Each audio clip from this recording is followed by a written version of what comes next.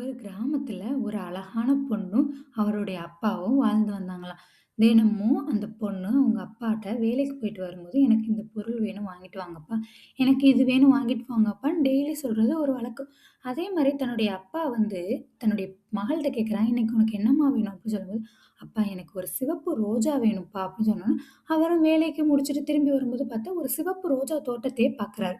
அப்ப தன் பிள்ளைக்காக என்ன செய்றதுன்னு சொல்லிட்டு அங்க இங்கும் பார்த்தாரு. யாரும் இல்லைன்னு சொல்லிட்டு ஒரு 2 ரோஜா பூவ வந்து கையில பறிச்சுறாரு.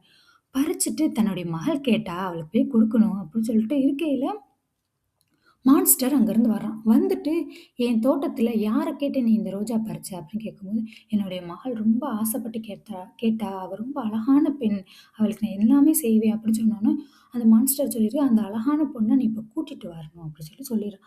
அத கேட்டோனே அவன் மனம் உடைஞ்சு போய் என்ன செய்றான், தன்னுடைய மகள கூட்டிட்டு வந்து மான்ஸ்டர்ட்ட ஒப்படைச்சுறான். அவர் சொல்றாரு, "உன் பொண்ணு இனிமே என் வீட்ல தான் இருக்கும். அப்படி இல்ல அப்படின்னா, உன்னையும் உன் பொண்ணையும் கொன்றுவேன்." அப்படி சொல்லிட்டு மிரட்டவும், அவன் என்ன செய்றான், தன் மகன் அங்கேயே இருக்கட்டும், சந்தோஷமா இருக்குன்னு சொல்லிட்டு விட்டுட்டு வந்துர்றான். அந்த மான்ஸ்டர் என்ன செய்றான்னா, அந்த பொண்ண ரொம்ப அழகா பாத்துக்கிறான்.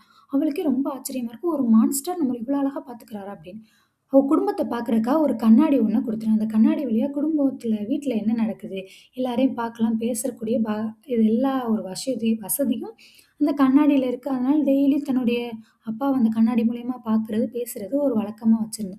திடீர்னு அதே கண்ணாடியில பார்க்கும்போது தன்னுடைய அப்பாவுக்கு உடல்நிலை சரியில்லாம இருக்கிறத உணர்ந்தா.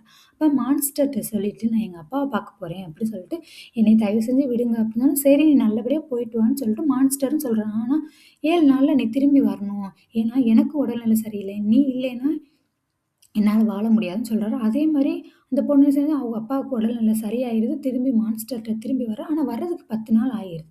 வந்துட்டு மான்ஸ்டர் பார்த்து கெஞ்சுறா. "நான் தெரியாம 10 நாள் ஆயிருச்சு. உன்னைய நான் கவனிக்க முடியல. என்னைய மன்னிச்சுரு. அவன் ரொம்ப உடல்நிலை சரியில்லாம சாகப் போறான்." அப்படிங்கிற மாரி நிலைமையில இருந்திருக்கு. அவ அடிக்கடி பேசி, "இல்ல உங்களுக்கு எதுவும் ஆகாது. நான் இருக்கேன். நீங்க இல்லாம என்னால வாழ முடியாது. இவ்வளோ பெரிய ஒரு வித்தியாசமான பிறவியா இருந்தாலும் என்னைய நீங்க ஒரு தடவ கூட நோகடிச்சதில்ல. என்னைய நான் அந்த அளவுக்கு பார்த்துருக்கேன். நான் உங்களோட வாழ ஆசைப்படுறேன்னு" சொல்லிட்டு அந்த மான்ஸ்டர நெருக்கி புடிச்சு